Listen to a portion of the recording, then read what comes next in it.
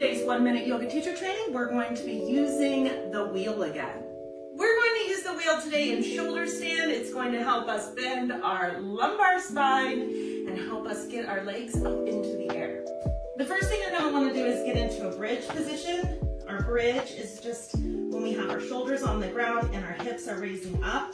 You're going to raise your hips as high as you can and start to work the wheel underneath of your hips. Then from here would be like a first position shoulder stand. Notice that I have both hands on the wheel so it won't roll away.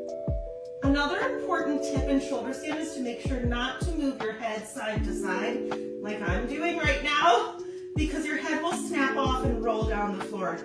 Nobody wants that. When you're ready to move to the next level, you can just start to scoop the wheel up your back. Once we start to build up further along the back, we can start to move our legs in fun positions. Bring the feet down if you want, and start to work moving along the back.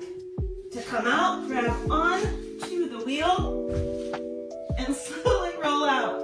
If you would like more yoga teacher tips and tutorials, light up that plus button. Let's be friends.